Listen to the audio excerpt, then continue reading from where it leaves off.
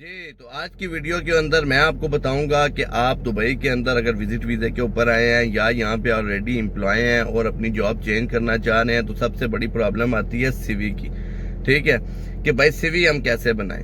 ठीक है, तो वो आज मैं आपको प्रॉपर तरीका बताऊंगा कि आपने सीवी किस तरह से बनानी है, उसके अंदर एक्सपीरियंस सर्टिफिकेट कौन से डालने हैं जिससे आपको एम्प्लॉयर जो है वो कंसिडर करेगा कि हाँ भाई ठीक है, इस बंदे को बुलाओ इंटरव्यू के लिए। ठीक है, तो इंटरव्यू तक आपकी सीवी बहुत मायने रखती है। तो इस वीडियो को पूरा देखिएगा, इंशाल्लाह आपको जरूर फायदा होगा। और रिक्वेस्ट हमेशा की तरह सेम है कि अगर आपको मेरे चैनल की वीडियोस अच्छी लगती हैं तो लाइक और सब्सक्राइब जरूर कर दें। तो चलें वीडियो की तरफ। बिस्मिल्लाहिर्रहमानिर्रहीम, अस्सलाम वालेकुम। उम्मीद करता हूँ आप सब लोग खैरियत से होंगे और जहाँ कहीं पे भी होंगे अल्लाह ताला के हिफ्ज़ो अमान में होंगे।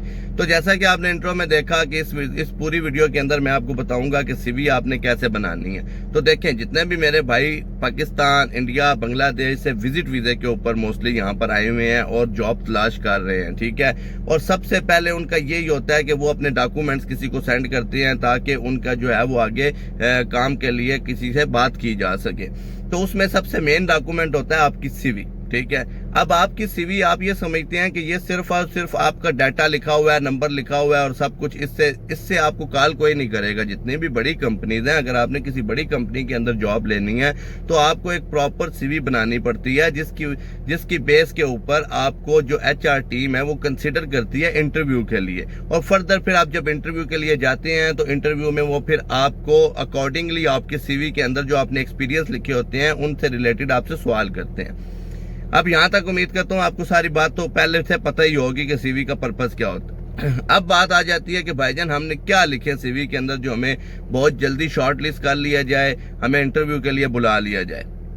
देखें, अगर आप फॉर एग्जाम्पल रिसेप्शनिस्ट की जॉब के लिए अप्लाई कर रहे हैं और आपके पास पास्ट में रिसेप्शनिस्ट का एक्सपीरियंस भी है, ठीक है, तो आप अपनी सीवी के अंदर मल्टीपल्स जॉब्स ना लिखें, मल्टीपल्स एक्सपीरियंसेस ना लिखें कि भाई मैंने ये भी किया, मैंने ये भी किया। हाँ, अगर वो एक्सपीरियंस इंटरलिंक्ड है एक दूसरे के साथ, फॉर एग्जांपल कि आपने 2 इयर्स कस्टमर सर्विसेज की, ठीक है, कस्टमर सर्विसेज की जॉब की और उसके बाद फिर आपने 2 ईयर रिसेप्शनिस्ट की, तो ये दोनों आपस में इंटरलिंक्ड हैं। क्योंकि रिसेप्शनिस्ट का भी काम क्लाइंट से डील करना होता है, उनको अटेंड करना होता है, उनके तमाम तर मसाइल हल करना होता है। और साथ रिसेप्शनिस्ट की एक एक्स्ट्रा जिम्मेदारी ये होती है कि वो एडमिनिस्ट्रेशन के साथ भी लिंक्ड होता है। लेकिन कस्टमर सर्विसेज में आप सिर्फ कस्टमर से डील कर रहे होते हैं, उसमें आपकी एडमिनिस्ट्रेशन के साथ कोई ताल्लुक नहीं होता। ठीक है, आपको ऑलरेडी ट्रेनिंग दे दी जाती है। तो अब आपने क्या करना है, ये मैं आपको एग्जांपल दे रहा हूँ, ये ना समझना कि बस ये कस्टमर सर्विस के लिए मैं सीवी बना रहा हूँ। नहीं, आपने किसी भी मामले में, अगर आप इक्विपमेंट ऑपरेटर हैं, अगर आप ड्राइवर हैं, अगर आप इलेक्ट्रिशियन हैं, प्लम्बर हैं, तो आपने उससे रिलेटेड एक्सपीरियंस डालना है अपनी सीवी के अंदर। और मिनिमम 3 से 4 साल का एक्सपीरियंस डाला करें। अगर आपकी एज कम है, आपका एक्सपीरियंस कम है, तो फिर मिनिमम 2 ईयर या 1.5 ईयर का एक्सपीरियंस लाजमी डाला करें, वो कंसिडरेबल होता है। ठीक है, उसके अलावा जो आप 6 महीने का, 8 महीने का एक्सपीरियंस डालेंगे वो उल्टा आपकी प्रोफाइल को कम करेगा। क्यों कम करेगा? क्योंकि जो एम्प्लॉयर है उसकी क्या साइकोलॉजी होती है आपकी सीवी को देखकर कि यार ये आदमी 8-8, 9-9 महीने एक जगह पे रहा है, तो इसका मतलब कि ये मेरी कंपनी के अंदर भी आके 8 से 9 महीने रहेगा, उसके बाद ये चला जाएगा। ठीक है, तो उम्मीद करता हूँ यहाँ तक आपको पूरे तरीके के साथ समझ आई होगी कि आपने जब भी कभी अपनी सीवी बनानी है तो अपनी सीवी के अंदर एक्सपीरियंस जो एक्सपीरियंस आप लिखते हैं वो आपने रेलेवेंट लिखना है उस जॉब के जो आप अप्लाई कर रहे हैं। ठीक है, क्योंकि मैंने मोस्टली सीवीज देखी हैं, मेरे पास आती हैं। अब वो अप्लाई किसके लिए कर रहे हैं? सेल्समैन के लिए। और एक्सपीरियंस उन्होंने किसका लिखा होता है जी? एक्सपीरियंस लिखा होता है जी हम ड्राइवर थे जी, हम फलान थे जी, हम फलान थे। और सेल्समैन का उन्होंने आखिर में वो भी फेक किस्म का डाल दिया होता है कि जी हम इस कंपनी में फलानी जगह पे काम करते रहे, तो उसके पास उसका प्रूफ भी नहीं होता। पहली चीज इसका आपने ख्याल रखना है कि जो भी आप जॉब के लिए अप्लाई कर रहे हैं उससे रिलेटेड एक्सपीरियंस आपने डालना है, अगर आपके पास जेन्युइन है तो। सेकेंडली, जब आप एक्सपीरियंस लिखते हैं कि फॉर एग्जांपल कि आपने एमिरेट्स एयरलाइन में काम किया हुआ है as a ramp operational team leader का काम किया हुआ है, ठीक है। तो आपने क्या करना है कि आपने उसका प्रूफ भी डालना है। अब यूएई के अंदर प्रूफ कैसे आप डाल सकते हैं कि यूएई के अंदर जो आपका वीजा पेस्ट हुआ होता है पासपोर्ट के ऊपर, आप उसकी एक कॉपी अटैच कर सकते हैं, क्योंकि उसके ऊपर डेजिग्नेशन लिखा होता है कि आप किस डेजिग्नेशन पे इस कंपनी के अंदर काम करते रहे हैं। तो वो आप डाल सकते हैं। जब वो आप डालेंगे, अपने डॉक्यूमेंट्स के साथ अटैच करेंगे, तो जो एम्प्लॉयर है वो जब आपका सेकंड पेज पे जाके आपका वो प्रूफ देखेगा तो वो कहेगा हाँ ये बंदा जो है वो ऑथेंटिक है, ये बंदा रियल है, इसको कॉल कीजिए इंटरव्यू के लिए। क्योंकि एम्प्लॉयर का टाइम बहुत कीमती होता है, वो आपसे बार बार इंटरव्यूज नहीं करते।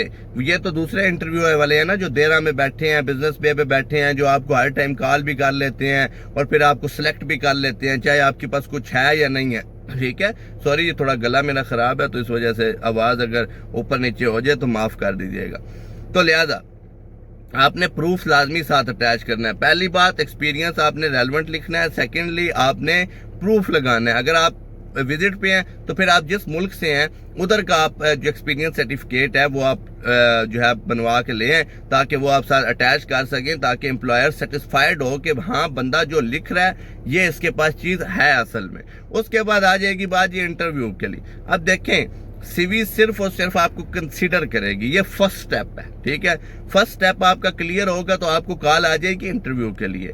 अब इंटरव्यू के लिए आपने कैसे प्रिपेयर होना है? देखें, अगर आप किसी रिसेप्शनिस्ट की जॉब के लिए जा रहे हैं तो आपको यहाँ का माहौल नहीं पता या आप इस एनवायरनमेंट से वाकिफ नहीं है, तो आपके लिए एक बड़ा सिंपल तरीका है। आप उस दिन या जिस दिन आपका, फॉर एग्जांपल आज आपको कॉल है इंटरव्यू के लिए और आपने 2 दिन के बाद इंटरव्यू के लिए अपीयर होना है, तो आप इन 2 दिनों के अंदर रूम में बैठ ना जाएं, आप जाएं होटल्स के अंदर। आप वहां हर जगह पे जाएं जहां पे रिसेप्शनिस्ट अवेलेबल होते हैं। फॉर एग्जांपल, अगर आपको कॉल किसी हॉस्पिटल से आई है एज ए रिसेप्शन, तो आप हॉस्पिटल्स विजिट करें, छोटे छोटे क्लिनिक्स विजिट करें। वहां पे जो रिसेप्शनिस्ट बैठे होते हैं आप उनसे डिस्कस करें कि भाई किस तरह का काम होता है, कौन कौन से सवाल इंटरव्यूज के अंदर पूछे जाते हैं। वो लोग आपको जरूर गाइड करेंगे, और अगर वो नहीं भी गाइड करते तो वो आपको कुछ ना कुछ ऐसी हिंट दे देंगे जो कि आपके लिए बहुत ज्यादा फायदेमंद होगी, ठीक है। अभी हमारी मोस्टली जो मसला क्या है कि हम लोग घर में बैठ जाते हैं, अप्लाई करते रहते हैं, इंटरव्यू की कॉल आ जाती है, इंटरव्यू के लिए बगैर प्रिपरेशन हम चले जाते हैं और वहां पे जाके हम फेल होके आ जाते हैं। फिर हम क्या गिला करते हैं कि हमें नौकरी नहीं मिलती। देखिए, नौकरी आपको जरूर मिलेगी, ठीक है, लेकिन आपने मेन ये दोनों स्टेप जरूर कंप्लीट करने हैं। पहला, सीवी अच्छी तरह से बनाएं जिस तरह की मैंने आपको बताई है। सेकेंडली, आप जब आपको इंटरव्यू की कॉल आ जाए तो आप उसके लिए थोड़ी सी प्रिपरेशन करें, ठीक है। हमारा मसला ये है, हम ओवर एफिशिएंसी दिखाते हैं कि हमें सब पता है, और वहां पे जब हम जाते हैं इंटरव्यू के लिए तो वहां पे उनके क्वेश्चन ही आपको समझ नहीं आते कि वो कह रहे क्या है, उनका अपने आंसर क्या करना है। और कोई भी चीज जिंदगी में करें तो प्री प्लान्ड हो के जाएं, ठीक है। अगर आपकी प्री प्लानिंग नहीं है तो आपका जो भी मसला है, अगर आपकी लक अच्छी है तो आप निकल जाएंगे, अदरवाइज आप उसमें स्टक हो सकते हैं, ठीक है।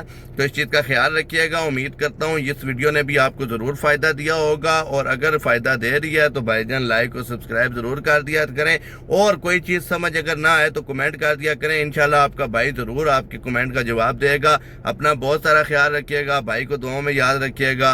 अल्लाह हाफिज।